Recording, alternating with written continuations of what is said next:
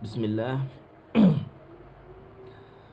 Al-faidatu ats-tsalitsatu, yaitu pembahasan yang faedah ketiga. Kemarin Hatim mengatakan bahwasanya beliau mendapatkan dari semua pembelajaran yang dia dapati selama hidupnya dan selama belajar dengan gurunya, itu setidaknya mendapati 8 faedah. Yang pertama, yang kedua itu sudah kita bahas minggu kemarin. Sekarang faedah yang ketiga. Ini atau anni ra'aitu kulla wahidin minan nas yas'a fi jam'i hutamid dunya thumma yumsikuhu qabidan yadahu.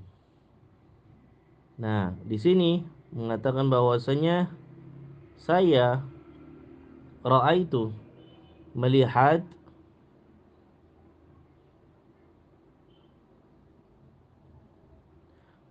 kulla wahidin setiap satu minan nas dari manusia yas'a berusaha fi jam'i untuk mengumpulkan hutamid dunia, perhiasan-perhiasan dunia. Thumma yumsikuhu qabidan yadahu. Kemudian yumsikuhu memegangnya, qabidan memegang dengan erat, yadahu dengan tangannya. Jadi faedah yang ketiga itu belum mendapati bahwasanya setiap orang itu selalu berusaha untuk mengumpulkan kenikmatan-kenikmatan dunia, kemudian memegang itu dengan erat. Entah itu harta, atau itu anak, atau itu jabatan, pangkat, dan lain-lain. Fata'ammaltu fi qawlihi ta'ala. Kemudian saya terenungkan dengan perkataan Allah Subhanahu wa taala. Ma 'indakum yanfad wa ma 'indallahi baqin. Apa yang kalian miliki yanfad, akan habis. Wa ma 'indallah baqin. Dan apa yang Allah miliki abadi. Jadi semua yang kita miliki, pangkat, jabatan, kepintaran, harta, dan lain-lain, itu akan hilang. Bahkan anak, orang tua pun bahkan hilang. Wa ma 'indallah baqin. Akan tetapi sesuatu yang sudah menjadi ketetapan dan milik Allah itu tidak akan hilang. Apa yang tidak akan hilang yang Allah miliki? Rahmatnya. Allah memiliki rahmat yang tidak akan hilang dan tidak akan terbagi-bagi porsinya. Rahmatnya Allah untuk rahmatan lil alamin, untuk semua orang yang ada di dunia ini. Fabadzaltu mahsuli. Kemudian saya berikan mahsuli, apa yang saya dapati, minad dunia, dari dunia, liwajhillahi ta'ala, hanya untuk wajahnya Allah Subhanahu wa taala, hanya untuk mengharapkan ridha Allah Subhanahu wa taala. Jadi tatkala beliau merenungkan ayat dari Quran itu, maka beliau memberikan seluruh apa yang beliau dapati, peroleh, raih dari dunia ini, maka semuanya itu hanya diuntukkan kepada Allah. Fafarraqtuhu bainal masakin. Kemudian jika mendapati harta, farraqtuhu, saya bagi-bagikan, farraqa, saya bagi-bagikan, bainan nas, kepada bainal masakin, kepada orang-orang miskin. Apapun itu kebermanfaatan harta, maka saya bagikan untuk orang-orang yang membutuhkan. Kenapa? Liyakuna dzukhran li indallahi ta'ala, agar menjadi modal bagiku di hadapan Allah Subhanahu wa taala. Jadi beliau mengatakan semua yang saya dapat untuk dunia, maka saya berikan untuk dunia. Yang saya dapati di dunia akan saya kembalikan lagi kepada dunia. Karena hakikatnya apa yang saya berikan nanti kepada siapapun itu akan menjadikan zukhran, akan menjadi modal ataupun bekal untuk saya ketika berhadapan dengan Allah Subhanahu wa taala. Itu faedah yang ketiga. Bahwasanya orang-orang berusaha berlomba-lomba untuk mengumpulkan kenikmatan dunia. Kemudian yang keempat, wal faidatur rabi'atu, faedah yang keempat, anni ra'aitu ba'dal khalqi yadhunnu anna syarafahu wa 'izzahu fi kathratil aqwami wal 'asyairi fa'tazza bihim.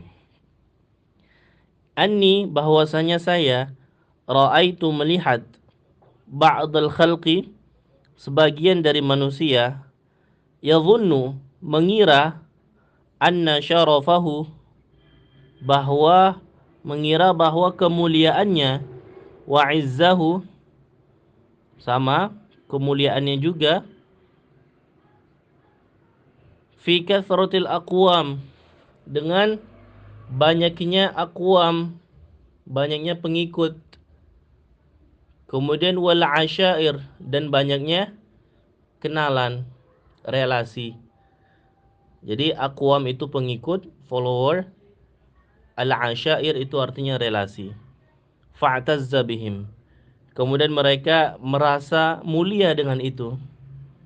Maksudnya bahwasanya beliau melihat bahwa sebagian dari manusia mengira kemuliaan itu berada pada banyaknya relasi yang kita punya, banyaknya pengikut yang kita punya.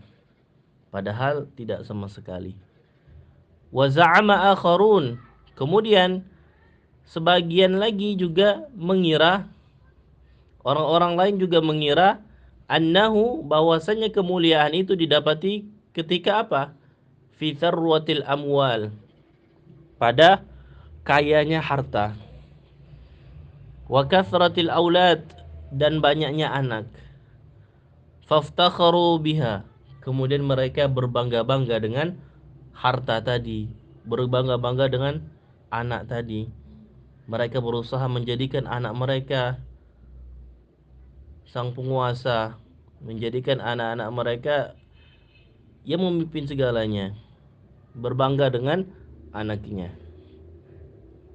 Wa hasiba ba'duhum, kemudian sebagian dari mereka juga mengira, annal izza wa syarafa, bahwasannya kemuliaan itu fi ghasbi amwalin nas.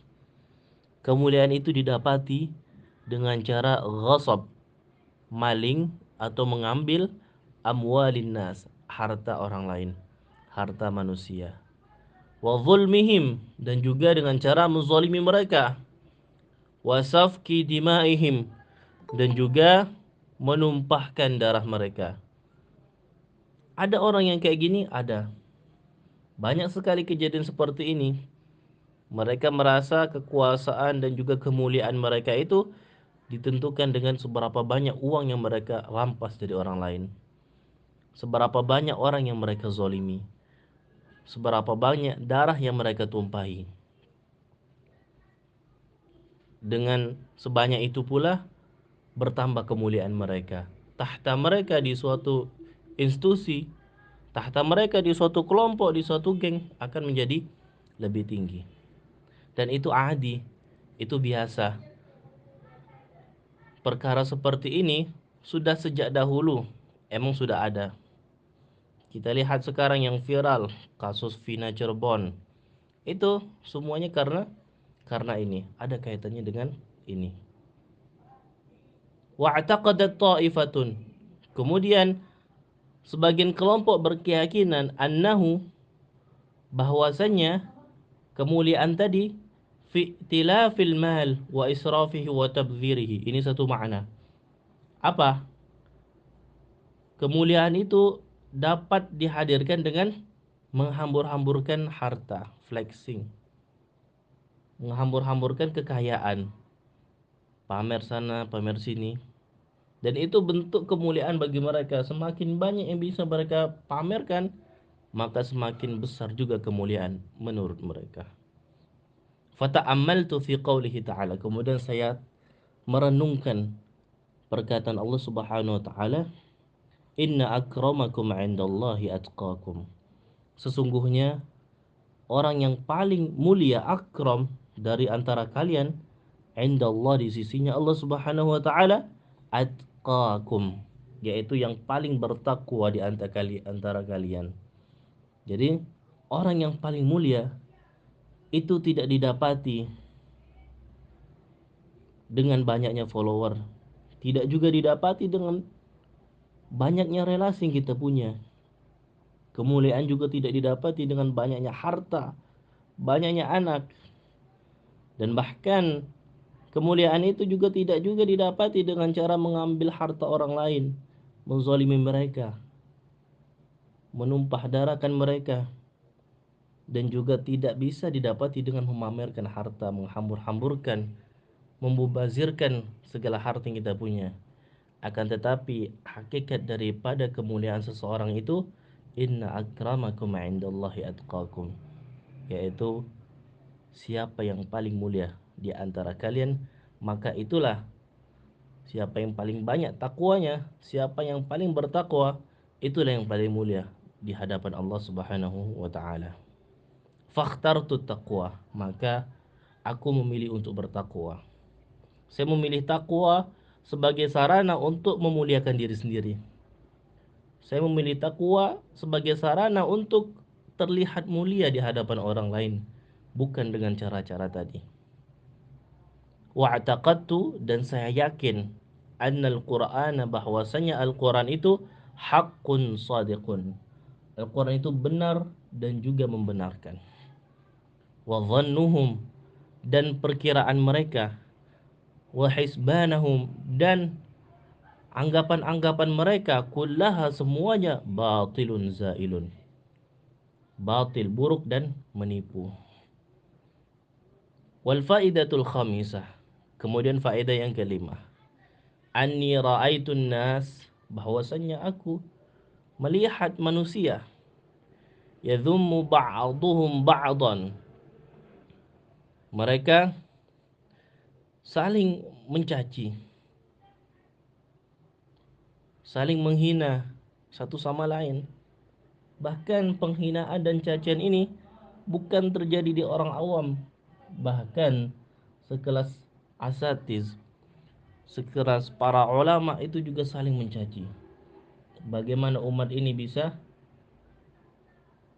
tenang, bisa damai, sedangkan pimpinan-pimpinannya itu saling mencaci, bukan saling kolaborasi, justru malah mengundang perpecahan.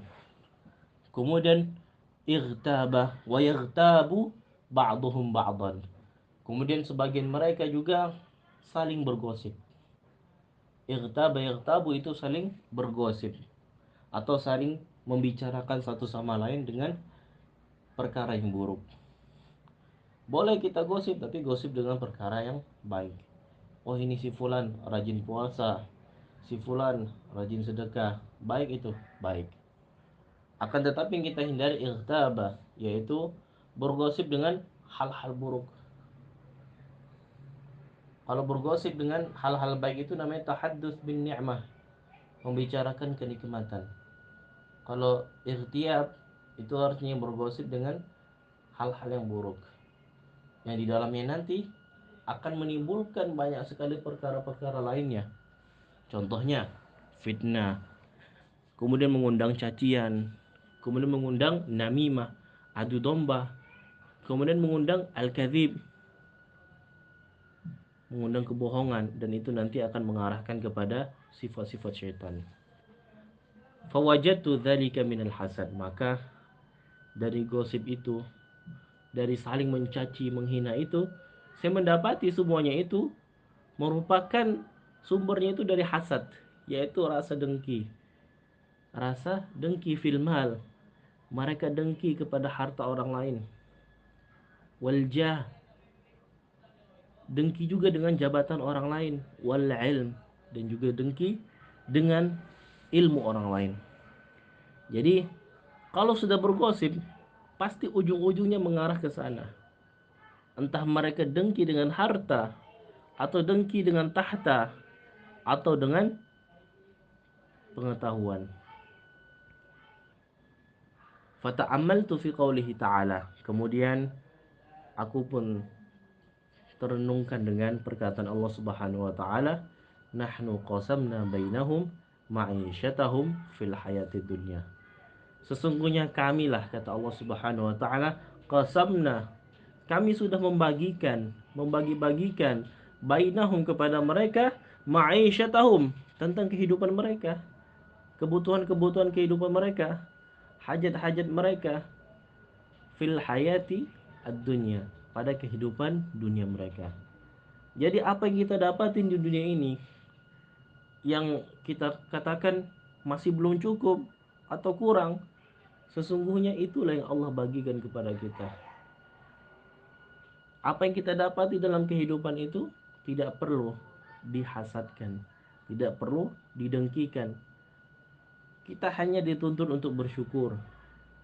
Salah satu trik cara memperbanyak kenikmatan yang datang kepada kita dari Allah Subhanahu wa taala dengan cara bersyukur.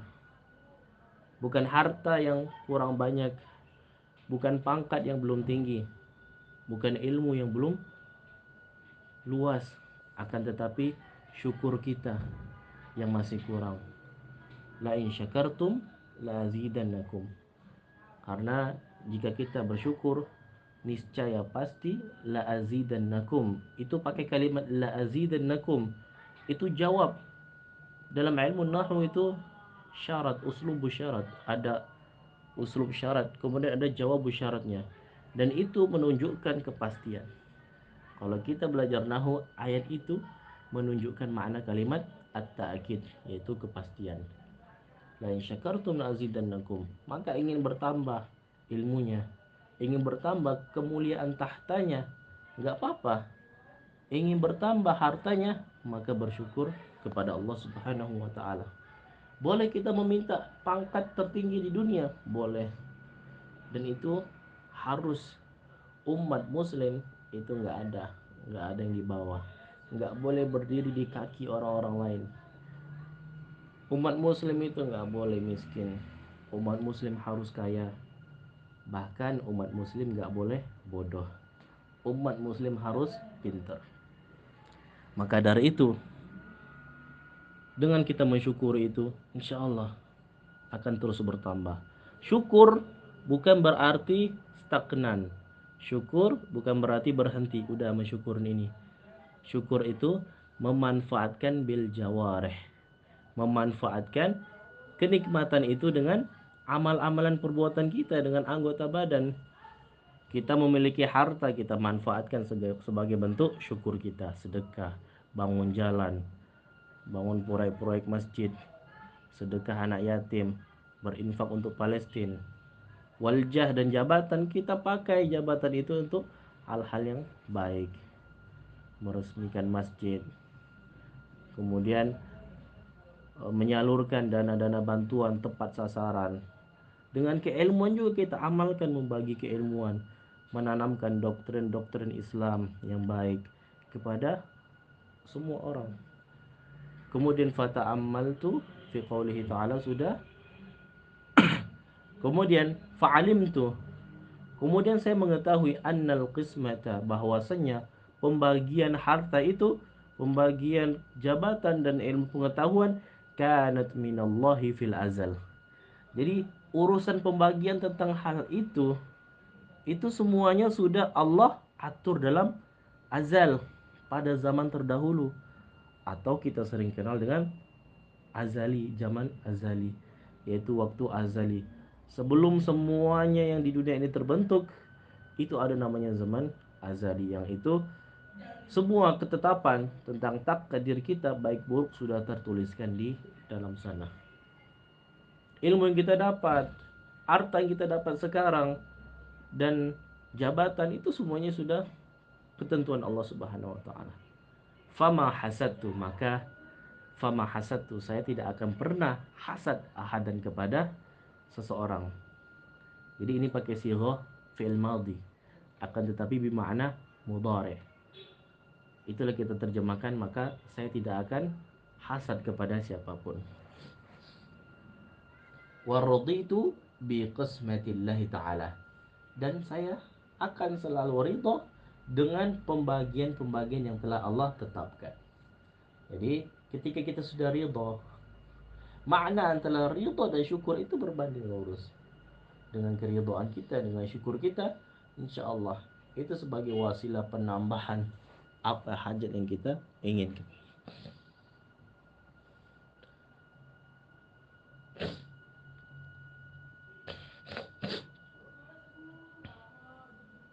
Kemudian wal faidatus sadisah, yaitu faedah yang keenam. Inni ra'aitun nas yu'adi ba'duhum ba'dan li gharadin wa sababin.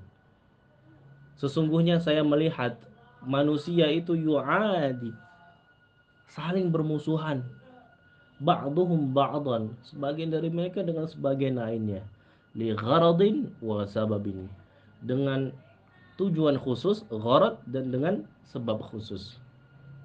Di sini emang fakta apa yang dilihat oleh Hatim ini fakta kehidupan, dan ini juga yang kita lihat sekarang ini. Semua orang saling menyerang, semua orang saling mencaci, saling memusuhi. Karena apa? Karena gharad, karena ada tujuan khusus, karena ada sebab. Mengkafirkan ini, membatalkan nasab ini, semuanya ini itu tidaklah, tidak kecuali, tidak bukan itu sebabnya, itu karena ada gharad, karena ada tujuan tersendiri, entah itu tujuan komersil atau hal-hal lain. Kemudian fata'amaltu fi qawlihi ta'ala, kemudian saya merenungi perkataan Allah Subhanahu wa taala, inna syaitana lakum aduun fattakhidhuhu aduwa. Di sini Allah mengisyaratkan dalam ayatnya, inna syaitan, sesungguhnya syaitan-syaitan itu lakum, untuk kalian, adu, sebagai musuh. Fattakhidhuhu aduwa, maka jadikanlah syaitan itu saja sebagai musuh. Jangan orang muslim, jangan sahabat, jangan keluarga, bahkan anak sendiri, orang tua sendiri yang dijadikan musuh. Atau na'udzubillah min dzalik, guru sendiri yang dijadikan musuh. Berbeda pendapat dengan guru itu hal biasa. Akan tetapi memusuhi guru itu tidak biasa, luar biasa. Maka fa'alimtu, saya mengetahui, annahu la yajuz adawata ahadin, bahwasanya tidak boleh kita memusuhi seseorang pun ghaira syaitan, selain daripada syaitan. Bahkan orang kafir pun yang kita musuhi itu bukan orangnya, tapi kekufurannya. Maling pun yang kita musuhi itu malingnya, bukan orangnya, perbuatan malingnya. Orang yang suka mencaci, mengadu domba, yang kita benci siapa? Perbuatan caci adu dombanya. Maka dari itu ada istilah, bencilah perbuatannya tapi jangan benci orangnya. Itu emang sudah diajarkan, Allah mengisyaratkan dalam ayat ini, inna syaitan lakum adu, sesungguhnya hanya syaitan itulah musuh bagi kalian.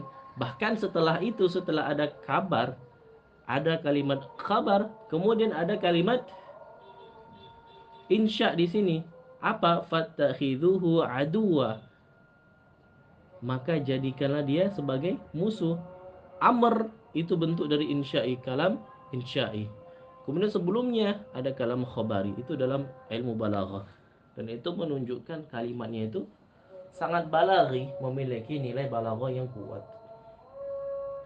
Fattakhadtu aduwan wa taraktu ghairahu, kemudian maka saya menjadikan syaitan itu sebagai musuh, wa taraktu ghairahu, kemudian saya meninggalkan bermusuhan kepada selain daripada syaitan. Makanya kita itu membenci sifatnya, karena sifatnya itu sifat syaitan. Membenci orang yang maling, karena maling itu sifat syaitan. Membenci orang yang hasud, karena itu sifat syaitan. Membenci orang yang berzina, karena itu juga sifat dari syaitan, bukan membenci orangnya. Wal faidatu sabi'ah, kemudian faedah yang ketujuh, anni ra'aitu kulla ahadin yas'a bijiddin, sesungguhnya saya melihat setiap orang itu berusaha dengan sungguh-sungguh. Yas'ah bijiddin, berusaha dengan sungguh-sungguh. Wajtahidu, kemudian juga mengusahakan bimubalaghatin, sungguh-sungguhnya mereka itu bimubalaghah, dengan berlebihan, dengan benar-benar sungguh-sungguh. Li talabil quti wal ma'ashi, untuk mencari kehidupan. Bihaitsu yaqa'u bihi fi syubhatin wa haram, yang dimana dalam kehidupan itu ada syubhat, ada hal-hal yang belum jelas haram dan halalnya, dan juga terkadang banyak perbuatan haram di dalamnya. Wa yudhillu nafsuh, kemudian dia menghinakan diri dia sendiri. Wa yunqisu qadrahu, dan juga mengurangi derajat dia sendiri. Maksudnya apa di sini? Bahwasannya banyak sekali orang-orang di dunia ini berusaha sungguh-sungguh, mati-matian, banting tulang. Untuk apa? Untuk mendapati kehidupan dunia, yang dimana dalam kehidupan itu banyak sekali hal-hal syubhat, banyak sekali hal-hal haram yang dia lakukan, sehingga hal itulah yang membuat mereka menghinakan diri sendiri dan bahkan mengurangi derajat dia sendiri. Seperti contohnya terlibat dalam komplotan maling, itu kan tujuan untuk mencari dunia juga. Judi online atau judi offline atau hal-hal lainnya, itu mereka mencari ma'ash, mencari kehidupan, benar. Bimubalaghah lagi, dengan sungguh-sungguh, setiap malam masang nomor dan lain-lain, cari-cari kode-kode dan lain-lain. Jadi sungguh-sungguhnya mereka dengan sungguh-sungguhnya orang lain itu sama, cuman yang membedakan apa? Fi syubhatin wa haramin. Sedangkan di mereka itu usahanya nggak jelas, atau bahkan kemungkinan haram usahanya. Maka dengan itu mereka hanya menghinakan diri sendiri dan juga mengurangi derajat mereka sendiri. Fata'ammaltu fi qawlihi ta'ala, kemudian saya merenungkan perkataan Allah Subhanahu wa taala, "Wa ma min dabbatin fil ard illa 'ala Allahi rizquha." Dan ini sebagai faedah tambahan, ini kaedah dan juga rumus yang diambil, yang dipegang oleh Al-Imam Malik, Imam Anas bin Malik, salah satu mujtahid dari 4 mazhab, gurunya Imam Syafi'i. Ini sebuah kaidah dalam kehidupan yang diambil oleh Imam Malik. Wa ma min dabbatin, tidak ada satupun hewan fil ardi, yang di bumi ini, illa, kecuali, ala Allahi rizquha, kecuali hanya kepada Allah Subhanahu wa taala lah yang layak memberikan rezeki kepadanya. Dalam artian, kenapa di sini tidak disebutkan manusia, wa ma min insanin, atau wa ma min rajulin? Kenapa nggak disebutkan manusia? Di sini untuk menunjukkan bahwasannya hewan saja sudah dijamin rezekinya, yang mereka tidak punya akal, bahkan mereka ada yang nggak punya kaki, atau bahkan mereka tidak memiliki sistem-sistem sekomplit yang kita miliki sebagai manusia. Itu saja sudah dijamin rezekinya. Bahkan yang disebutkan dabah, hewan-hewan yang melata. Alallahi rizquha, rezeki mereka aja sudah Allah atur, apalagi kita. Kita ini maha kuasa, kita kuasa atas diri kita sendiri, lebih berkuasa daripada hewan-hewan, lebih berkuasa dari tumbuh-tumbuhan. Sedangkan mereka hanya mengandalkan kekuatan tanpa ada berpikir. Mereka tidak bisa memikirkan bagaimana ini nanti, tapi mereka yakin bahwasanya rezeki itu Allah yang ngatur. Apalagi kita yang sudah lengkap, memiliki akal, pikiran, tenaga bagus, kemudian juga banyak kelebihan, banyak keahlian, skill yang kita punya, maka jangan takut rezeki itu tidak ada. Fa'alim tuh, maka saya mengetahui, anna rizqi, bahwasanya rezekiku, 'ala Allah taala, sudah Allah yang menanggung. Wa qad dhaminahu, dan Allah telah menjamin. Dhamin, Allah telah menjamin rezekiku. Fashtaghaltu bi ibadatihi, maka saya hanya menyibukkan diri dengan beribadah. Tapi di sini perlu kita pahami makna daripada ibadah. Jadi jangan sampai salah kaprah, salah mengartikan ibadah di sini apa? Apakah sholat aja tiap hari, zikir tiap hari, nggak bekerja? Enggak.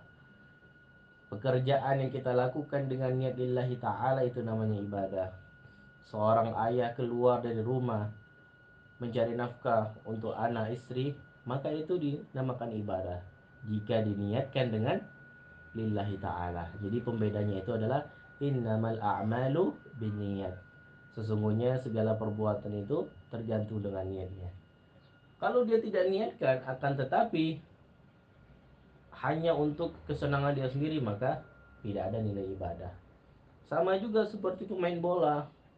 Jika dia bermain untuk membanggakan bangsa, kemudian untuk mengangkat citra daripada negerinya, lillahi ta'ala, ikhlas karena Allah subhanahu wa ta'ala, maka itu nilainya ibadah. Apapun pekerjaan kita, maka gunakanlah ranah yang kita punya itu untuk ibadah kita. Kantor beribadah, semuanya. Menjadi guru juga ibadah kita, karena zikirnya seorang guru itu ketika mengajar.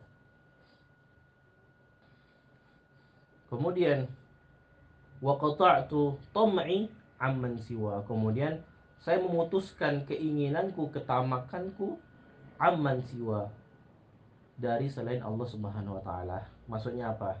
Saya putuskan keinginan-keinginan, kebergantungan kita kepada manusia, saya putuskan selain kepada Allah Subhanahu wa taala.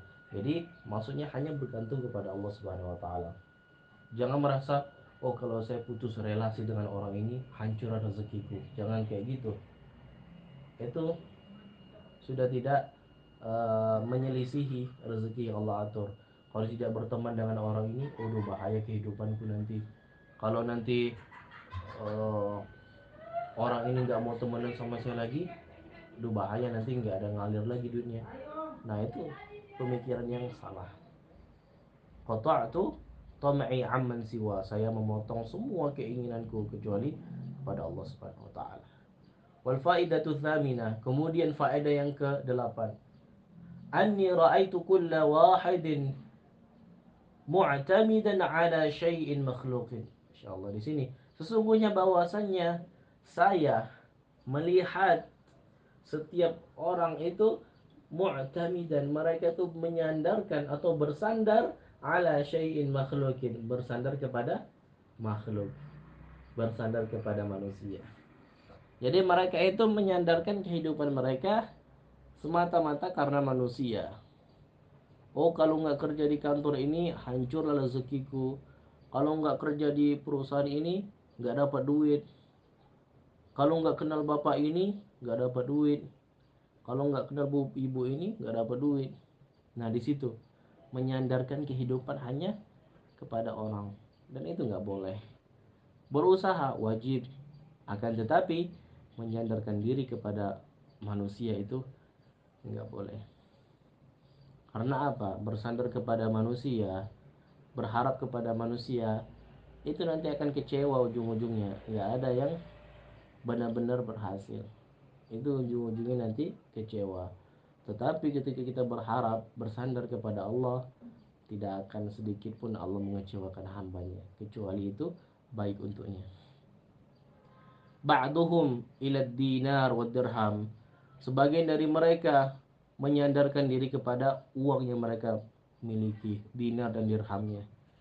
Karena dulu dinar dirham ini mata uang yang kuat, sama sekarang juga.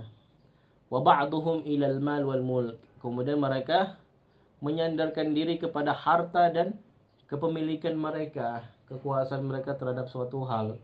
Entah mereka memiliki rumah, mereka memiliki perusahaan, mereka yayasan dan lain-lain, usaha dan lain-lain. Mereka menyandarkan kehidupan hanya pada itu. Wa ba'duhum ilal hirfa was-sina'ah, kemudian mereka menyandarkan kehidupan mereka kepada hal-hal yang dibuat, atau pekerjaan herfa dan sinaa itu kerajinan mereka, kreativitas mereka. Sama ini kembali kepada dunia maknanya dengan usaha mereka. Wa ba'duhum ila makhluqin mithli. Kemudian sebagai mereka bersandarkan diri kepada manusia lainnya. Pokoknya nyesel kalau enggak mau gabung sama ini, nyesel kalau enggak ini, karena ibu ini memberikan saya ini, saya ini, itu nggak boleh bersandarkan. Tetapi berterima kasih itu wajib, bersyukur, menikmati kenikmatan dari orang lain itu wajib mensyukurinya. Kemudian fata'ammaltu fi qaulihi ta'ala, kemudian saya merenungi perkataan Allah Subhanahu wa taala, wa may yatawakkal 'ala Allah fahuwa hasbuh. Maka cukuplah orang itu hanya bertawakal kepada Allah. Itu artinya, atau kita artikan dalam perkata, wa may yatawakkal, dan barang siapa yang bertawakal kepada Allah, fahuwa hasbuh, maka dia tercukupi. Innallaha balighu amri, sesungguhnya Allah balighu, yang mewujudkan amri, segala perkara. Qad ja'alallahu, Allah yang telah mewujudkan likulli syai'in, kepada setiap sesuatu, qadra, kadarnya atau kapasitasnya. Jadi Allah telah menjadikan segala sesuatu itu sesuai dengan kadar dan kapasitasnya. Matahari Allah ciptakan ya sekadar cuma untuk menerangi kita, bulan menemani malam, kemudian bintang-bintang juga menjaga keseimbangan galaksi. Kemudian Allah menciptakan bumi dengan perputarannya seperti itu kadarnya, sudah kapasitasnya. Tidak ada Allah menciptakan lebih. Oh, matahari ini lebih dari yang lain, saking lebihnya kebakar bumi. Enggak. Jadi hanya sesuai kapasitasnya. Begitu juga Allah menciptakan hewan, burung kapasitasnya cuma terbang, enggak menyelam. Ikan cuma bisa di air. Kemudian hewan-hewan darat gitu. Begitu juga manusia dengan bermacam jenis dan ragamnya.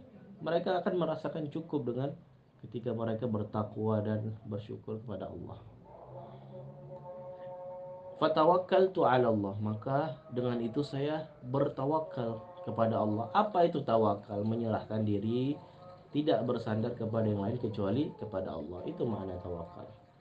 Fahiya hasbi, maka fahuwa hasbi, maka saya cukup dengannya. Saya cukup dengan bertakwa itu. Fa ni'mal wakil, dan Allah itu sebaik-baik wakil, sebaik-baik yang menanggung. Wakil itu orang yang menanggung. Jadi Allah lah sebaik-baik yang menanggung kita, bukan bos, bukan manajer, bukan yang lain. Tapi sebaik-baik penanggung terhadap diri kita adalah Allah Subhanahu wa taala. Faqala Syaqiq, kemudian Syaqiq mengatakan, waffaqakallahu ta'ala ya Hatim, semoga Allah meridhoi, memberikanmu taufik wahai Hatim. Inni qad nazartu Taurat, sesungguhnya saya sungguh telah melihat kepada kitab Taurat. Saya telah melihat kepada kitab Injil. Saya pun juga telah melihat kepada kitab Zabur. Dan saya pun juga telah melihat kepada kitab Al-Quran, Al-Furqan. Fawajadtul kutubul arba'ah, Fawajadtul kutubul arba'ah, dan saya mendapati keempat kitab ini tadur ala hadhil fawaidi thamaniyah. Afwan. Jadi saya mendapati keempat kitab ini taduru, berputar atau berjalan, ala hadhil fawaidi thamaniyah, terhadap 8 faedah ini. Jadi maksudnya apa? Al-Imam Syaqiq mengatakan kepada Hatim, wahai Hatim, 8 faedah yang engkau sampaikan kepadaku ini, sungguh semua itu telah saya lihat. Saya sudah melihat semuanya itu pada 4 kitab yang Allah turunkan. Dan semua itu benar. Apa yang kau sampaikan itu sudah cukup untuk menjadikan sebagai pegangan dalam kehidupanmu. Faman 'amila biha, dan barang siapa yang beramal kepada 8 tadi, kana 'amilan bihadhil kutubil arba'ah, maka dia seakan-akan seperti mengamalkan 4 kitab ini. Barang siapa yang beramal dengan 8 faedah ini, maka sungguh dia mengetahui dan mengamalkan 4 daripada kitab-kitab ini. Ayyuhal walad, wahai anakku, qad alimta, engkau telah mengetahui, min hatainil hikayatain, min hatainil hikayatain, dari 2 hikayat ini. Hikayat ini artinya cerita. Dari 2 cerita ini, annaka, bahwasanya kamu, la tahtaju, kamu tidak membutuhkan, ila takfiril ilm, kamu tidak membutuhkan banyaknya ilmu. Wal'an, dan sekarang, ubayyinu laka, saya akan menjelaskan kepadamu, ma yajibu ala saliki sabilil haqqi, apa yang harus dimiliki oleh orang yang berjalan pada jalan yang benar. Salik, penempuh, sabil, jalan, al-haqqi, Allah, orang yang menempuh jalan keridhaan kepada Allah Subhanahu wa taala. Apa yang harus mereka lakukan? Di sini akan dijelaskan oleh Al-Imam Al-Ghazali rahimahullah. Fa'lam, ketahuilah, annahu yanbaghi lisalik, ketahuilah bahwasannya anakku, yanbaghi lisalik, hendaknya seorang yang menempuh jalan kepada Allah Subhanahu wa taala, syaikhun mursyidun murabbin, dia memiliki syekh, guru, mursyid, yang membimbing, wa murabbi, dan juga mendidik, mentarbiyah. Jadi beda. Ada namanya mursyid, ada namanya murabbi. Kalau mursyid itu hanya sekedar mengarahkan, anakku jangan mendekati ini, jalan ke sini saja. Anakku jangan ikutin ini, coba belajar di sini, belajar di sini, tuntut ilmu di sini. Nah, hadiri majelis ini. Nah, itu mursyid namanya. Kalau murabbi, ayo anakku, sekarang kita pergi ke majelis ini bareng. Sekarang kita pergi ke kampus ini bareng. Sekarang kita hadiri salawat ini bareng. Kita ambil faedah ini bareng. Kita baca kitab ini bareng. Nah, itu namanya murabbi. Membimbing tetapi juga menemani. Itu perbedaannya. Jadi hendaknya seseorang yang ingin berjalan dengan jalan ridha Allah Subhanahu wa taala, terutama kita tulabul ilm, maka harus memiliki salah seorang guru yang itu dijadikan sebagai patokan dalam hidup, syaikhun mursyidun murabbin, yaitu guru yang menunjukkan sekaligus mengarahkan kepada kita, menemani sepanjang jalan kita. Setiap ulama yang kita kenal, ulama besar yang kita kenal, pasti mereka itu memiliki salah satu sosok role model yang itu menjadikan mereka besar, yang membimbing mereka sampai pada saat ini. Salah satunya sekarang kita mendengarkan kabar duka dari guru kita, Al-Mufassir Al-Muhaddits di Al-Azhar Syarif, pada hari ini wafat, intaqala ila Ar-Rafiqil A'la, Al-Syekh Muhammad Ibrahim Abdul Ba'ith. Syekh Muhammad Ibrahim Abdul Ba'ith. Beliau seorang ulama pakar hadis, sudah hafal kitab Bukhari Muslim pada umur 5 sampai 7 tahun. Sekitar 7.000 hadis beliau sudah hafal. Dan salah satu faedah kenapa beliau sekarang menjadi muhaddits, ahli hadis, kemudian juga tidak ada lagi guru di atas beliau. Jadi beliau ini sesepuh di Al-Azhar, pemegang sanad tertinggi, paling tinggi, yang tidak ada lagi di atas beliau. Wafat pada hari ini. Banyak sekali ceritanya. Salah satunya, ibu beliau ketika sedang mengandung Syekh Ibrahim ini suka memberikan kitab-kitab hadis kepada penuntut ilmu, dengan mengharapkan nanti anaknya ketika lahir akan menjadi ahli hadis. Masya Allah, beliau ketika umur 5 tahun sudah hafal kitab Bukhari Muslim. Dan beliau wafat pada hari ini. Siapa murid beliau? Murid beliau adalah Syekh Ala. Syekh Ala memiliki murabbi namanya Syekh Ibrahim yang baru saja wafat. Nah, di sini pelajarannya bahwasanya setiap ulama yang terkenal besar, alim itu pasti memiliki salah seorang guru yang menemaninya. Syekh Ala, orang yang ada di Mesir atau sebagian dari belahan dunia, tidak ada yang tidak mengenal Syekh Ala, ahli tasawuf. Tapi beliau memiliki seorang murabbi namanya Syekh Ibrahim yang itu selalu disebutkan.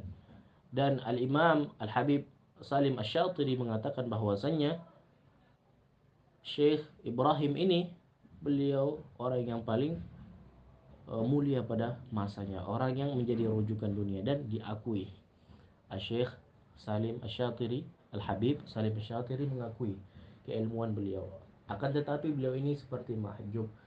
Beliau jarang dikenal, hanya dikenal oleh para penuntut ilmu yang mendalam, karena kajian beliau kajian yang lebih mendalam untuk senior-senior biasanya. Jadi untuk para junior itu belum kajian sama beliau. Biasanya melalui murid beliau. Nah, itu peran penting dari syekhun, mursyidun, murabbin, yaitu guru yang menunjukkan sekaligus menemanimu. Liyukhrijal akhlaqas su'. Apa gunanya guru itu? Untuk mengeluarkan yukhrija al akhlaqas su', akhlak yang buruk dari dirimu, minhu bitarbiyatihi, dengan tarbiyahnya, dengan pendidikannya.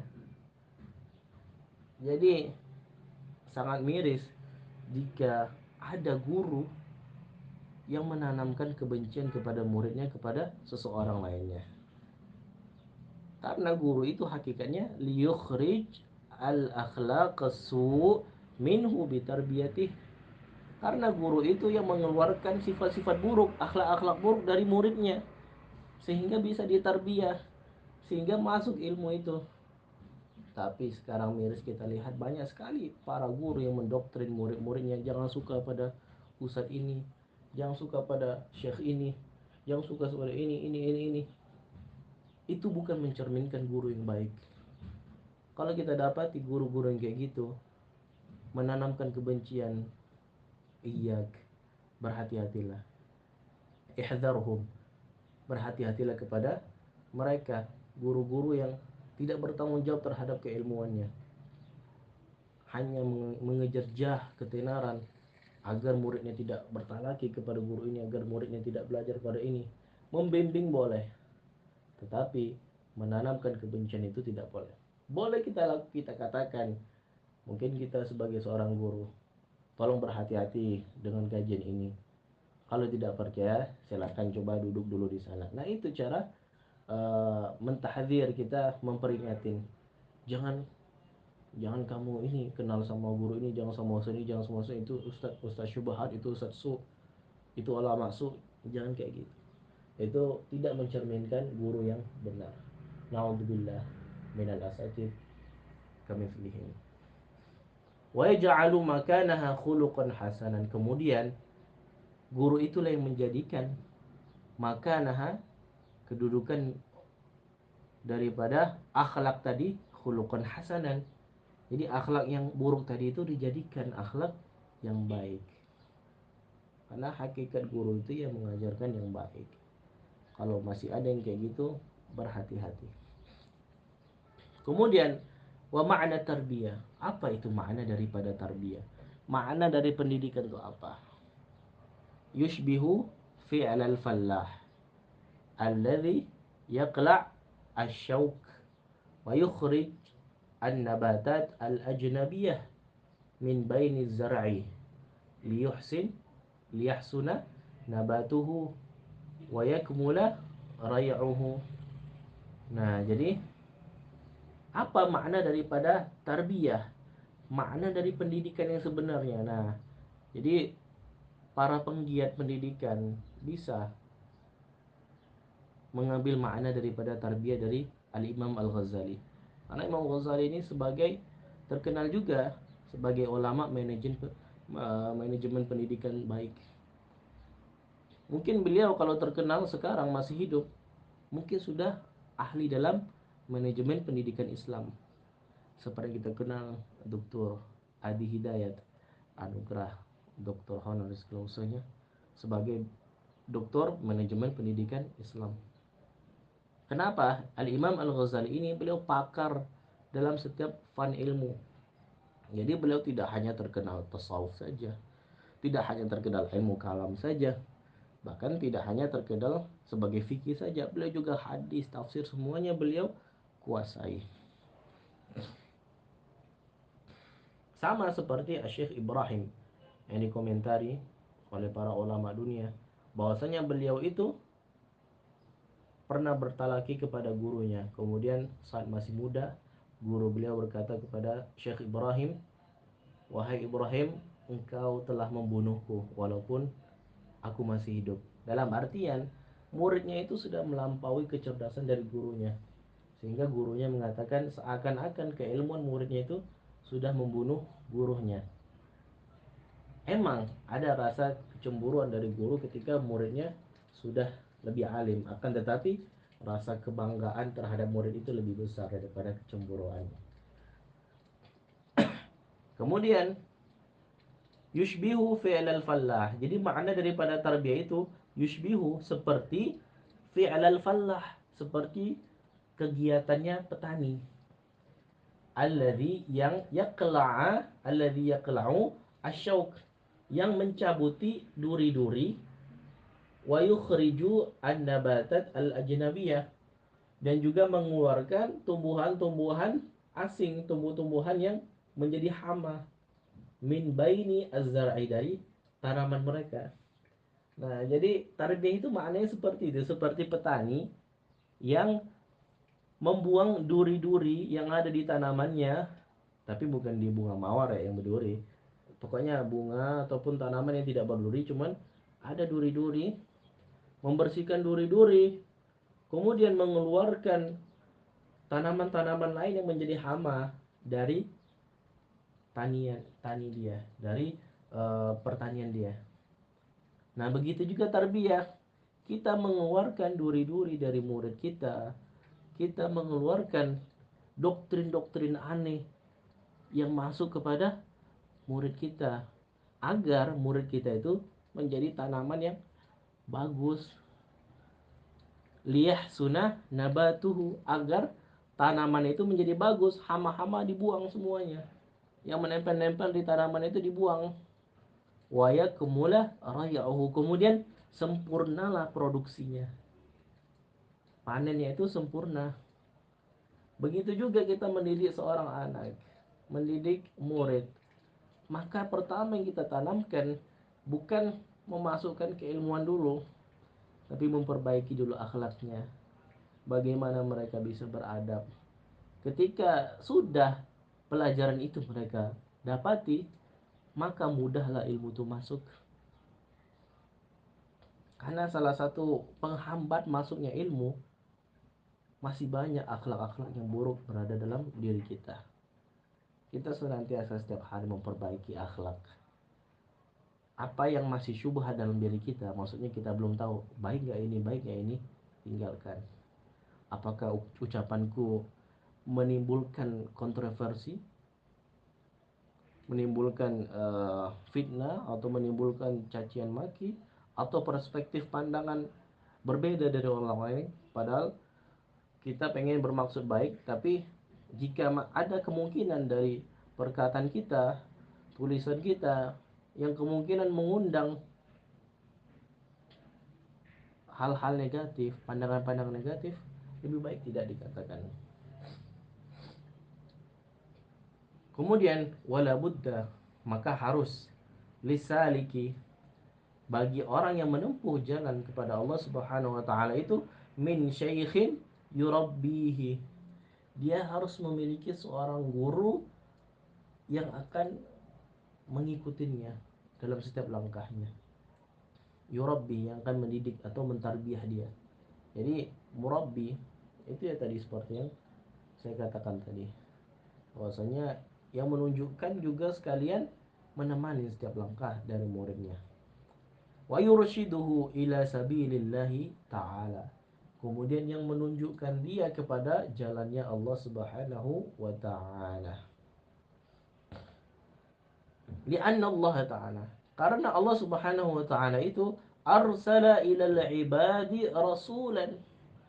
Allah itu mengutus kepada hamba-hambanya rasulan, seorang rasul, lil irsyadi ila sabili, untuk menunjukkan kepada jalannya Allah Subhanahu wa taala.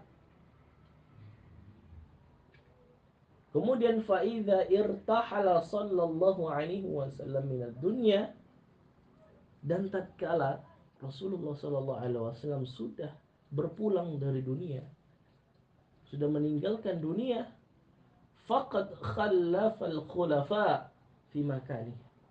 Kemudian ada yang mengikuti jejaknya di belakang. Khulafa mengikuti jejak beliau di belakang. Siapa? Para khulafaur rasyidin. Siapa itu yang empat? Sayyidina Abu Bakar, Sayyidina Umar, Sayyidina Utsman, Sayyidina Ali.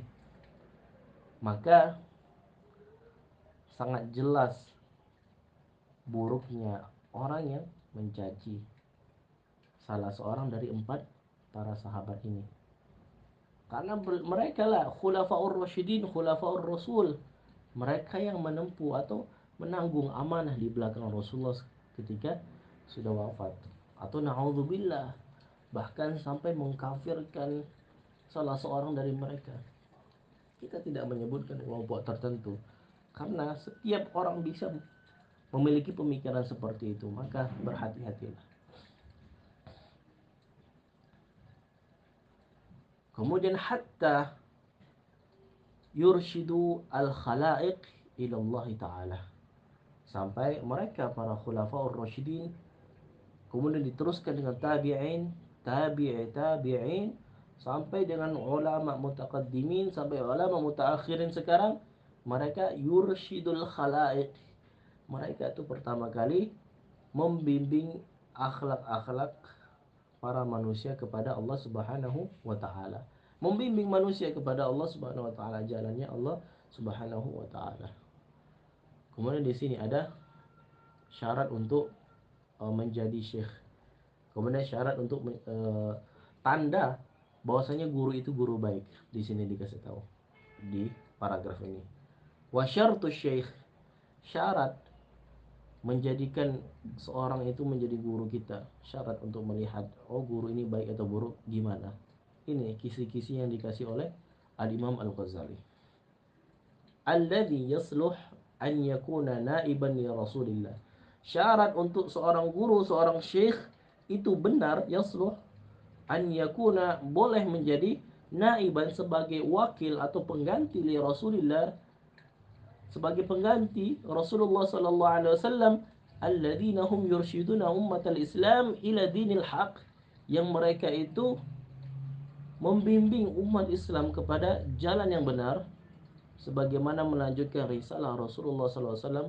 Syaratnya apa? An yakuna aliman. Pertama, dia tentunya pasti harus alim.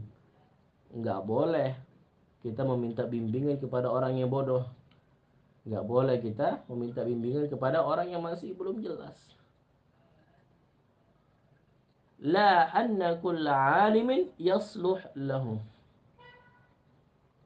Dan juga tidak setiap orang yang pintar boleh kita jadikan sebagai guru. Nah, di sini. Jadi emang pintar itu menjadi syarat, alim itu menjadi syarat, tetapi tidak setiap orang alim itu baik. Nah, ini hati-hati. Kita harus melihat apakah sudah syarat pertama guru kita sudah alim, kita skip, kita lanjut ke yang kedua. Wa inni ubayyin laka ba'da alamati. Nah, sungguhnya saya sekarang akan menjelaskan kepada engkau ba'da alamati, sebagian dari tanda-tandanya, ciri-cirinya, ala sabilil ijmal, dengan cara yang ijmal. Ijmal ini umum. Jadi dalam pembahasan umum saja. pembahasannya nggak khusus. Jadi saya akan memberikan ciri-cirinya secara umum, kata Imam Al-Ghazali. Hatta la yadda'iya kullu ahadin annahu mursyid. Nah, kenapa Al-Imam Al-Ghazali rahimahullahu taala menyebutkan tanda-tanda seorang guru? Kenapa? Hatta agar tidak yadda'iyah, agar setiap orang, kullu ahadin, setiap orang, agar tidak mengklaim, mengakui annahu mursyid, bahwasanya dia itu sebagai seorang guru. Kenapa banyak sekarang orang yang nggak jelas tapi mengaku-ngaku guru, mengaku-ngaku ini, atau bahkan sudah menunjukkan sifat buruk tapi mengakui diri dia guru. Nah, ini antisipasi dari Al-Imam Ghazali rahimahullah, ngasih kita petunjuk. Petunjuk bukan hidayah, maksudnya petunjuk ciri-cirinya. Karena hidayah itu hanya Allah Subhanahu wa taala yang memberikan. Fanaqul, maka kami katakan, huwa man yu'aridu an hubbid dunya wa hubbil jah. Nah, mursyid, syekh, syekhun mursyidun murabbin itu siapa? Wa man yu'arid, mereka yang berpaling, yu'arid, berpaling, an hubbid dunya, berpaling dari mencintai dunia, wa hubbil jah, dan juga mencintai jabatan.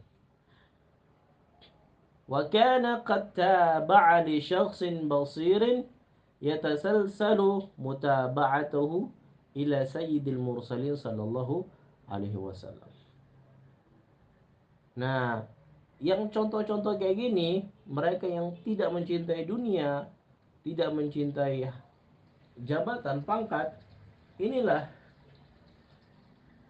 salah satu tanda-tanda orang yang melanjutkan dakwah daripada Rasulullah SAW. Yatasalsal mutaba'atu, yang melanjutkan dakwanya Rasulullah sallallahu alaihi wasallam, mengikuti dakwah Rasulullah sallallahu alaihi wasallam. Wa kana muhsinan riyadhata nafsi. Nah, kemudian juga orang yang benar riyadhah nafsinya. Riyadhah ini maksudnya itu, riyadhah itu pembersihan diri. Jadi beliau itu syarat untuk menjadi guru adalah yang benar secara amalan-amalannya. Pertama tadi, yang tidak mencintai dunia, tidak mencintai jabatan, sebagaimana itu yang dilakukan oleh para sahabat, para pengikut Rasulullah SAW.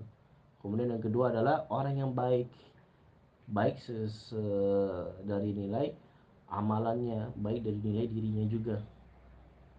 Jadi riyadhah nafsi itu kegiatan-kegiatan amalan-amalan itu baik. Apa contohnya? Min qillatil akli wa syurbi, yaitu orang yang senantiasa mencukupi makan dan minumnya itu sedikit. Sedikit itu dalam artian bukan makan dikit, kurus, bukan. Makan yang mencukupi dia untuk bertenaga lagi. Nah, tapi kita tidak menafikan ada ulama makannya banyak. Berarti enggak ini Ustaz, berarti dia enggak, ulama itu enggak dikit makannya, enggak dikit minumnya. Bukan. Kadang ada imun seseorang, tenaga seseorang itu emang harus makannya banyak sehingga bisa bertenaga lagi. Porsi kebutuhan makan seseorang itu ya beda-beda semuanya. Jadi jangan salah sangka, ada ulama yang makan banyak tapi dikira oh ini nggak menjauhi makanan dikit, karena emang itu dibutuhkan. Bayangin, beliau-beliau itu ulama kita berdakwah, kemudian mengajar semuanya, kerja juga untuk memenuhi kebutuhan harian 24 jam nonstop. Kadang juga waktu tidur datang lagi muridnya. Wajar memiliki porsi makan yang berbeda dari kita. Mungkin menurut kita banyak, tapi menurut beliau ini udah pasnya. Jadi jangan langsung mengklaim, jangan mengambil kalimat-kalimat itu secara harfiah saja, tapi pahami secara kontekstualnya. Jadi ini pemahaman yang baik itu ya, pahami suatu tulisan itu dengan kontekstual, jangan tekstual. Kemudian wal qauli wan naumi, dan juga banyak dan juga sedikit berbicara dan tidur. Berarti gimana ulama-ulama yang setiap hari ngomong ngajar? Berarti enggak. Nah, di sini apa yang qaul yang dimaksud itu? Sedikit berbicara tentang hal-hal yang tidak ada faedahnya atau hal-hal yang mubah. Nah, ini perlu kita maknai kalimat qaul ini. Nggak mungkin seorang guru itu ya dikit ngomongnya, gimana muridnya bisa terbimbing kalau dikit ngomongnya. Wan naum. Nah, dikit naum itu maksudnya apa di sini? Ya dikitnya itu dalam artinya bukan dikit banget. Justru malahan itu menyiksa diri sendiri. La darar wala dirar.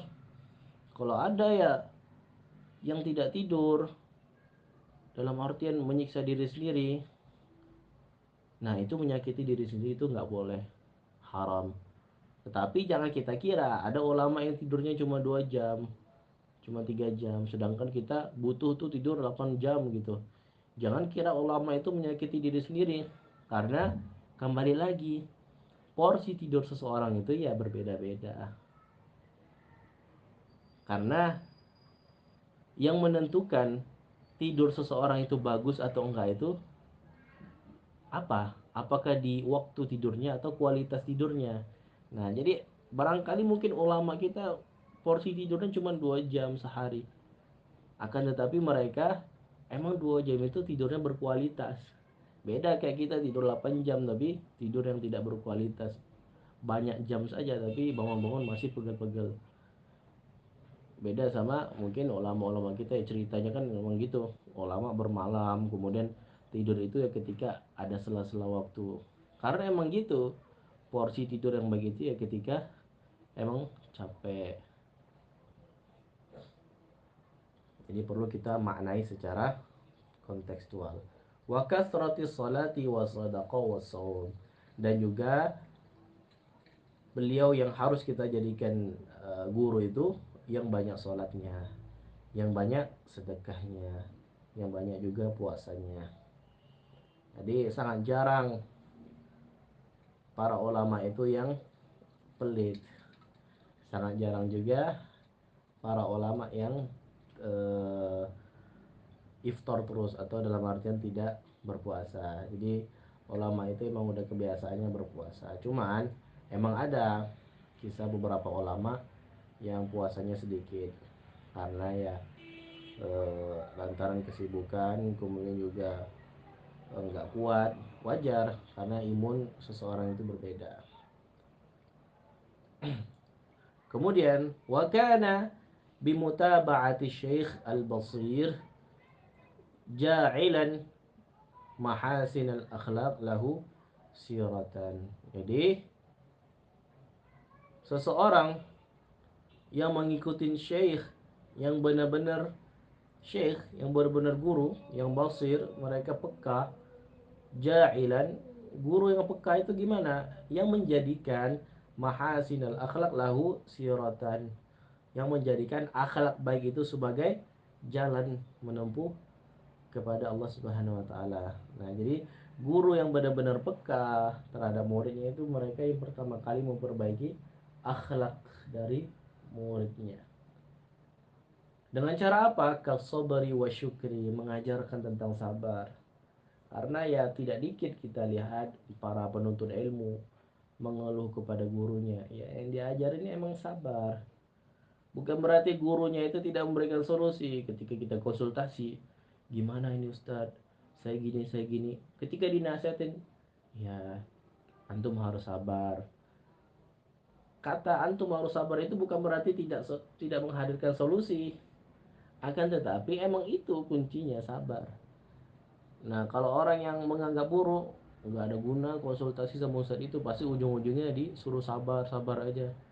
Nggak ada solusi. Justru sabar itu sebagai solusi. Nah, di sini mengajarkan kita juga jangan berburuk sangka kepada orang lain. Ambil baiknya, ambil hal-hal baik dari perkataan.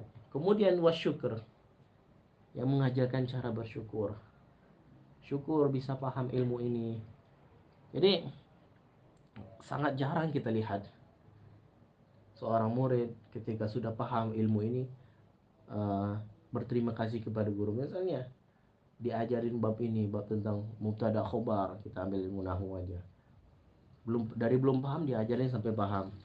Habis itu udah jalan gitu aja tanpa ada kayak makasih ya guru, makasih ustadz, gara-gara antum ana bisa paham khobar apa itu mubtada. Sangat jarang kita lihat seperti itu. Kemudian wa tawakkul wa yakin. Nah, di sini juga guru yang mengajarkan tawakal kepada Allah, menyerahkan diri kepada Allah dan yakin kepada Allah. Karena ya emang gitu. Apa yang sudah kita lakukan ujung-ujungnya pasti kembali kepada yakin. Apakah kita yakin? Apakah kita yakin? Kemudian dikasih estimasi belajar 10 jam. Insya Allah dalam 10 jam ini antum bisa paham. Kemudian ditanya, apa bisa? Itu kembali lagi dengan keyakinan. Kemudian was-sakhawah wal qana'ah wa tuma'ninatin nafsi. Nah, di sini qana'ah. Qana'ah itu artinya ya merasa merasa cukup. Merasa cukup kepada terhadap apa yang sudah diraih. Jangan terus memaksakan diri. Harus ini. Coba disyukurin. Qanaah ini ya hampir sama kayak berbanding lurus dengan syukur. Kemudian tumak ninatin nafs. Guru yang mengajarkan kita tumak ninah, ketenangan hati, ketenangan diri. Jadi maksudnya apa? Guru itu ya harus mengajarkan tentang tumak ninah dalam diri kita. Bagaimana kita menikmati suatu pekerjaan, suatu amalan, suatu kegiatan. Itu namanya tumak ninatin nafs. Salah satu orang yang sudah tumak nina dalam dirinya biasanya bertindak itu secara perlahan.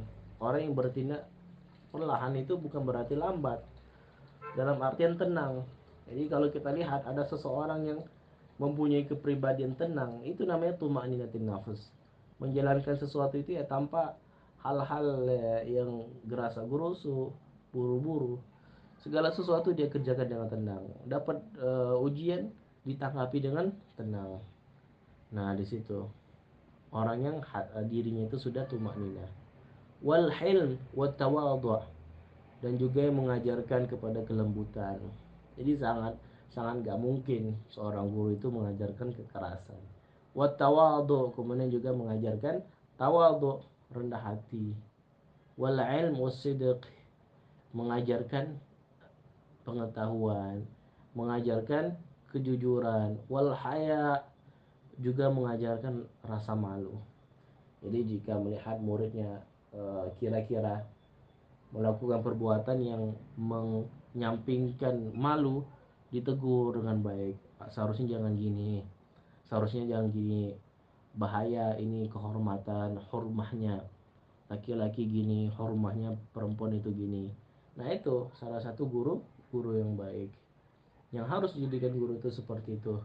Mereka yang mengikuti tumbuh kembang daripada muridnya selalu, dari awal sampai akhir, sampai sekarang masih juga kalau ada salah ditegur. Terhadap terutama tentang haya ini biasanya ya lebih condong kepada perempuan. Mungkin ada kegiatan-kegiatan yang melampaui haya, ditegur sama gurunya. Kemudian wal wafa, dan juga kesetiaan. Ini yang diajarkan juga, bagaimana kita bisa setia dengan siapapun.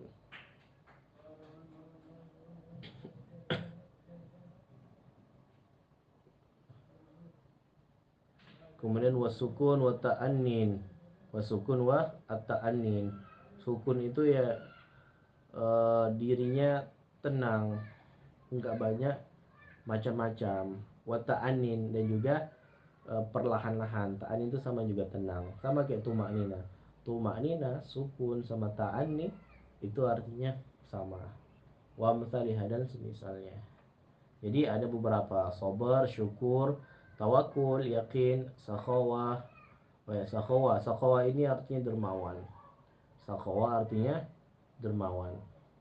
Kemudian qana'ah, merasa cukup. Tuma'ninatin nafas, diri, tenang, wal hilim wa tawadhu, lemah lembut dan rendah hati, al hilim wa sidq, berilmu dan juga jujur, al haya malu, wafa setia, waqar. Ya, waqar ini artinya wibawa, yang mengajarkan kepada wibawa. Emang manusia itu harus memiliki wibawa. Sebagai tulabul ilm kita punya wibawa. Bahwasanya kita ini pembawa risalah Nabi, yang mempelajari risalah Nabi. Kita harus punya wibawa atas itu. Jangan mempermalukan diri sendiri. Fahuwa idzan, maka dia dengan demikian nurun min anwarin Nabi sallallahu alaihi wasallam. Jadi yang memiliki sifat-sifat semua itu yang di atas tadi, kita tengok dari awal, yaitu yang alim, kemudian selain alim dia juga berusaha menjauhkan diri dari dunia dan juga jabatan, yang amalan-amalan itu bagus, kemudian juga mengajarkan kepada kita akhlak yang baik seperti sabar, syukur dan lain-lainnya, maka nurun min anwarin nabi, maka guru itulah sebagai cahaya dari cahaya-cahayanya Nabi Shallallahu Alaihi Wasallam.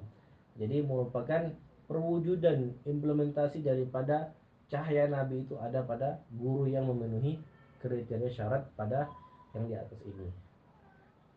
Apakah ada syarat lain? Ada banyak. Cuman tadi kan dikabari sama Syekh ala sabilil ijmal, yaitu dijelaskan secara umum saja. Nah, yang tentunya yang disebutkan ini adalah hal-hal yang sangat penting yang harus dimiliki. Kemudian yasluh al-ibtida'u bihi, maka bagus kita mengikuti guru yang seperti itu. Yasluh itu bagus, al-ibtida' mengikuti bihi, mengikuti guru itu, guru yang memiliki kriteria tadi. Lakin akan tetapi wujuda mithlihi, nah akan tetapi perwujudan seperti yang disebutkan di atas tadi nadirun, yaitu jarang sekali, jarang sekali. A'azzu minal kibritil ahmar, yang itu dia lebih mulia dari al kibrit al ahmar, dari korek api yang merah. Dalam artian ya menandakan bahwasanya ini sebuah kinayah, bahwasanya seorang guru yang seperti itu tuh mereka layaknya seperti korek api yang merah, bahkan lebih lebih mulia. Di korek api merah itu menunjukkan kemuliaan seseorang. Nah, di sini bahwasannya perwujudan atau ada atau tidaknya guru seperti yang disebutkan tadi itu sangat sangat jarang disebutkan oleh Al-Imam Al-Ghazali rahimahullahu taala. Kemudian dikit lagi kita sampai selesai ini. Wa man sa'adathu as-sa'adah fawajada syaikhan kama dzakarna. Wa qiblatu syekh fayanbaghi an yahtarimahu zahiran wa batinan. Jadi wa man sa'adathu sa'adah, barang siapa yang senantiasa berbahagia, barang siapa yang merasakan bahagia terus, fawajida syaikhan kama dzakarna, kemudian dia sudah mendapatkan seorang syekh yang kita sebutkan tadi. Jadi sudah sepatutnya orang itu merasakan bahagia terus, ya maksudnya gitu, momen sa'adat husa'ada, maka dia itu termasuk dari bagian orang yang harus bersenang setiap saat tatkala sudah mendapatkan syekh kama dzakarna, sebagaimana yang telah kami ucapkan tadi, apa yang di atas tadi. Wa qiblatus syekh, dan juga menjadikan syekh itu sebagai kiblatnya. Kemudian hal yang harus kita lakukan sebagai murid kepada guru apa? Fayan bagi an yahtarimahu zahiran wa batinan. Jadi seorang murid yang bagus yaitu mereka yang mampu menghormati gurunya secara zahir dan secara batin. Menghormati semuanya dari bentuk zahir gurunya dan juga dari bentuk hati batinnya. Jangan sampai kita menyukai keilmuannya saja tapi nggak suka ini, nggak boleh gitu. Yang namanya kita udah menyukai guru udah nggak ada tapi ada sedikit ini, ada sedikit ini, enggak. Bukti kalau kita sudah menjadikan beliau syekhun, mursyidun, murabbin, maka tak ada lagi kata bahwasanya memiliki kekurangan di mata kita. Nah, jadi harus kita menghormati guru tadi secara zahir dan batin, secara luar dan dalam. Amma ihtiramuz zahir. Nah, bentuk penghormatan secara zahir itu apa maksudnya? Fahuwa alla yujadilahu. Nah, bentuk kita menghormati guru kita, alla yujadilahu, kita nggak boleh berdebat dengan beliau. Nggak boleh berdebat. Nah, di sini terkadang murid-murid zaman sekarang itu ya gitu, sering sekali mendebati gurunya. Mungkin sudah belajar dari guru ini, habis itu belajar dari guru lain, nggak sesuai dengan guru yang lama, didebatin guru yang lama. Nah, itu kebiasaan murid-murid yang sekarang. Bukan sekarang, pada zaman Imam Ghazali juga banyak kayak gitu. Apa tandanya? Ini beliau menuliskan kalimat seperti ini. Berarti sering terjadi murid yang mendebati guru pada masa itu. Nah, maka dari itu kita menghindari seperti itu. Wala yashtaghil bil ihtijaj ma'ahu fi kulli mas'alatin wa in 'alima khata'ahu. Kemudian dia wala yashtaghil, dia tidak boleh berhujjah, berdalil ma'ahu, bersama dia, fi kulli mas'alatin, dalam setiap masalah, wa in 'alima khata'ahu. Nah, jadi di sini menunjukkan bahwasanya nggak boleh kita mendebati guru. Dan juga walaupun kita sudah tahu bahwasanya guru kita itu salah, nah itu harus sebagai bentuk ihtiram, ihtiram kita sebagai murid. Kalau kita tahu guru kita itu salah, ya udah, kita sekedar tahu, jangan sampai mendebati. Wala yulqiya baina yadayhi sajjadatahu illa waqta adai salat fa idza faragha yarfa'uha wala yukthira nawafil salat bihadratihi wa ya'mal ma ya'muruhu syekh min al-amal biqadri wus'ihi wa taqatihi. Nah, di sini kita itu tidak boleh, wala yulqi, kita tidak boleh membentangkan di depan guru kita sajadah illa waqta ada isolah. Maksudnya apa? Nggak boleh kita banyak-banyak sholat ketika sedang berada di depan guru. Maksudnya, kalau lagi berada di depan guru maka manfaatkan untuk belajar. Nah, gitu maksudnya. Jadi jangan salah memahami makna kalimatnya. Nggak boleh kita membentangkan sejadah di depan guru. Maksudnya itu, ketika kita sedang lagi bertemu dengan guru, ya maka manfaatkan untuk beristifadah, mengambil manfaat, mengambil faedah. Tinggalkan dulu sholat-sholat kecuali sholat wajib, atau kecuali setelah waktu azan itu masuk. Untuk sholat-sholat lain, usahakan ditinggalin aja dulu, karena ketika sedang berada di sisi guru maka kewajiban kita bukan sholat sunnah, tapi kewajiban kita mengambil manfaat, mengambil ilmu dari beliau. Faida faragha yarfa'uha. Nah, jika beliau sudah tidak ada lagi, baru kita boleh membentangkan sejadah itu. Wala yukfira nawafil as-shalah bihadratihi, maka enggak boleh juga kita memperpanjang sholat kita, memperbanyak sholat-sholat sunnah ketika syekh itu sudah hadir. Nah, jadi enggak perlu banyak-banyak sholat sunnah ketika guru kita sudah hadir. Yang wajib kita lakukan apa? Itu beristifadah, mengambil manfaat. Jangan sibukkan. Atau ada juga orang-orang ketika lagi majelis malah sibuk berzikir, sibuk berzikir dengan tasbihnya, sibuk salawat, ngitung-ngitung salawat. Nah, itu nggak dianjurkan. Yang dianjurkan apa? At-tarkiz fi sima'i asyikh, yaitu fokus mendengarkan guru. Atau bahkan ada sebagian ulama kita ya mencegah seorang murid itu menulis ketika gurunya sedang mengajar. Dalam artian apa? Dalam artian agar fokus dulu pertama. Kemudian wa ya'mal ma ya'muruhu syekh. Maka kita harus juga melakukan, mengamalkan apa yang syekh bilang, minal amal, dari perbuatan, biqadri wus'ihi wa taqatihi, semampunya, dengan kadar kemampuan dan kekuatan dia. Jadi mungkin ada syekh bilang, silakan antum saya amanahkan untuk sholat tahajud minimal 12 rakaat. Kalau tidak mampu ya nggak apa-apa, 4 rakaat, 2 rakaat. Tidaknya kita mengamalkan apa yang syekh kita perintah, guru kita perintah, sesuai dengan kemampuan. Jangan mengamalkan belak-belakan.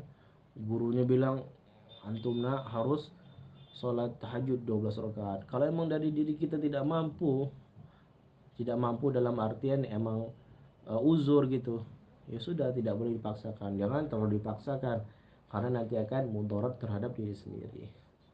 Kemudian wa amma ihtiramul batin. Nah, kalau tadi kan ihtiram, penghormatan kita secara zahir, yaitu kita nggak boleh mendebat, nggak boleh uh, berhujjah, membawa dalil walaupun kita tahu guru kita itu sedang salah.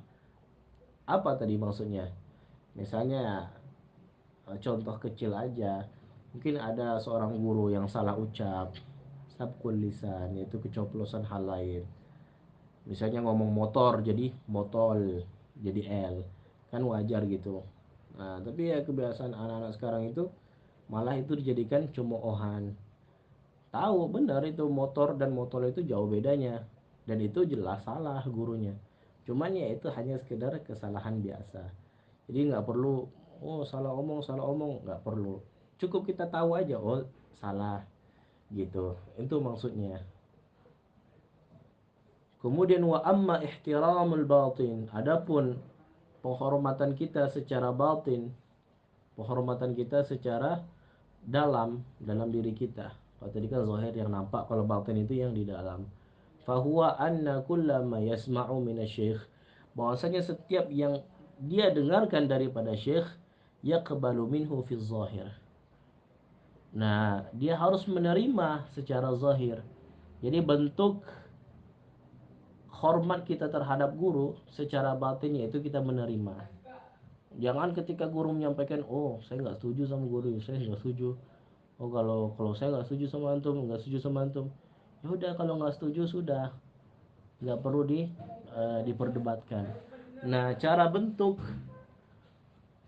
ihtiram, hormat kita, menghargai kita kepada guru yang menerima. Wala yungkiruhu fil batin, kita nggak boleh mengingkari dia secara batin. Jangan kita ngebatin kepada guru, oh ini nggak suka sama ini, nggak suka pendapatnya kayak gini, ngawur ini. Nah, nggak boleh gitu. La fi'lan wala qawlan. Nah, juga nggak boleh kita mau mengingkari, mau itu secara fi'il ataupun secara qaul, secara perbuatan dan secara ucapan. Li'alla yattasin bin nifaq, agar kita tidak terkontaminasi dengan perbuatan nifak, munafik.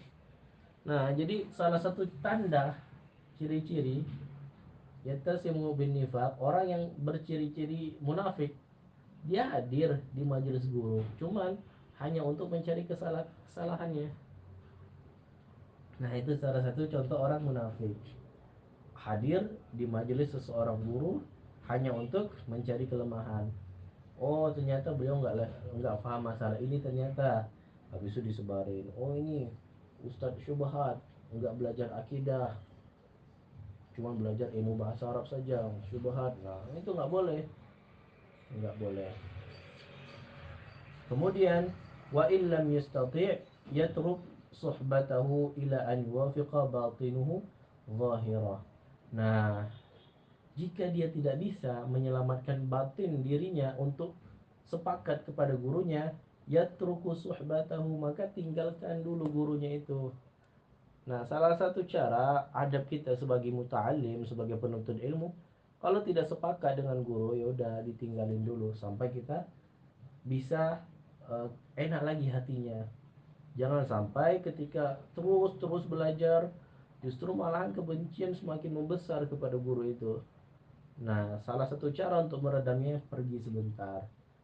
Dia teruku suhbatahu, maka meninggalkan suhbatahu, berteman dengan guru itu. Maksudnya itu membarengi guru itu ditinggalin dulu sementara. Ila an yuwafiqa, sampai nanti sepakat batinuhu, batinnya atau hatinya, an yahtariza ala mujalasati sahibis su. Nah, afwan, an yuwafiqa batinuhu zahirahuna, sampai hatinya itu bisa sepakat dengan zahirnya. Kadang ada juga orang yang zahir itu sepakat, nampaknya iya, cuman hatinya enggak. Nah, maka kalau kita masih ada kayak gitu, sedang belajar masih ada kayak gitu, maka tinggalkan dulu sementara sampai benar-benar hati kita sepakat seperti apa yang dikatakan guru kita. Baik, terakhir, paragraf terakhir. Kemudian wa an yahtariza an mujalasati sahibis su. Salah satu juga wasiatnya bahwasanya kita harus yahtariza, menjaga, an mujalasati sahibis su, menjaga diri dari duduk bersama orang-orang yang buruk. Sahibus su, orang yang selalu berbuat buruk. Ya, semaksimal mungkin kita menjaga diri, walaupun dengan dalih, oh saya mah orangnya berpendirian, gak ikut-ikutan. Ya walaupun kayak gitu, karena mau gak mau ya sedikit demi sedikit kita akan terpapar. Maka hindari duduk bersama orang-orang yang buruk. Oh berarti kita gak boleh berdakwah sama orang-orang yang buruk? Wajib. Maksud mujalasah ini ya berteman secara bergaul beneran. Ya kalau berdakwah itu kan sekedar berdakwah, menemani dia sampai dia menuju jalan yang benar. Tapi kalau mujalasah ini lebih ke bersenang-senang, ngobrol dan gak jelas. Kemudian liyaksura wilayata syayatin. Nah, agar kita menyempitkan atau menyedikitkan, membuat sedikit wilayata syayatin, wilayahnya setan, tempat-tempatnya setan. Jadi salah satu kita mempersempit tempatnya setan itu gimana? Menjauhi duduk bersama orang-orang yang buruk. Karena kalau sudah duduk sama orang-orang yang buruk, maka ya setan semakin luas tempatnya nanti. Al jin wal ins min sahni galbihi. Nah, dan juga agar tempat-tempat jin dan tempat-tempat manusia yang secara hatinya itu buruk, kita juga mempersempit tempatnya manusia itu, mempersempit tempatnya manusia dan jin juga terhadap keburukan diri dia. Fayusaffa an lauthi asyaitana. Kemudian mensucikan diri dari lauthi syaitana, dari kotoran jin. Wa ala kulli hal an yakhtara al-faqra 'ala al-ghina. Nah, terhadap segala kondisi, apapun kondisinya, lebih baik dia memilih al-faqra 'ala al-ghina. Lebih baik dia memilih menjadi miskin asalkan selamat hatinya, daripada kaya tapi buruk hatinya. Itu maksudnya. Jadi di paragraf terakhir ini menjelaskan kepada kita bahwa sebisa mungkin kita menjauhkan diri dari duduk kepada orang-orang yang buruk. Untuk apa? Untuk memperkecil wilayah-wilayah syaitan, wilayah-wilayah jin, wilayah-wilayah manusia dari kelapangan hatinya, dan juga mensucikan diri dari kotoran-kotoran syaitan. Maka lebih baik untuk kita menjadi fakir tapi selamat hatinya dan lingkungannya, daripada kaya tapi terlibat hal-hal yang buruk, kemaksiatan dan lain-lain. Baik, alhamdulillah kita sudah membahas beberapa halaman, dan insyaallah akan kita lanjutkan pada pertemuan minggu depan. Kita doakan kita bisa bertemu kembali.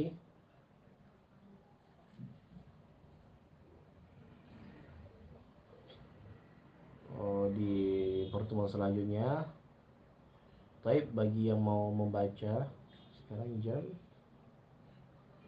18. Baik, sekarang yang ingin membaca, ya. Kalau tadi itu kan dijelaskan di halaman 57 tentang hasad. Ah, Apakah boleh misalnya kita kayak iri gitu terhadap orang yang berilmu dengan tujuan buat motivasi diri kita biar bisa berilmu kayak dia gitu? Apakah itu dibenarkan?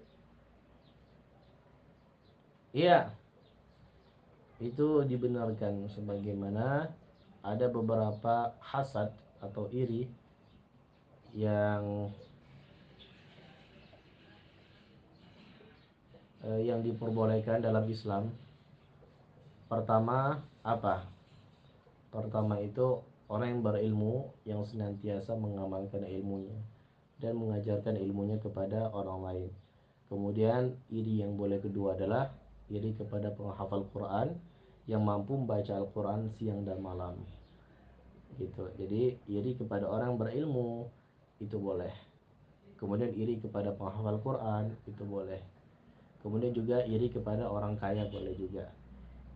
Dengan hartanya dia bisa beramal, dia bisa menyedekahkan, sedangkan orang yang tidak memiliki harta dia nggak ada ladang amal dalam hal sedekah, zakat dan lain-lain.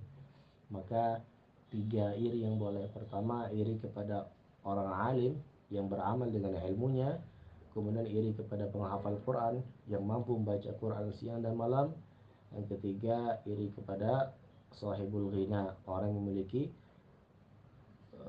kekayaan yang mampu beramal dengan hartanya.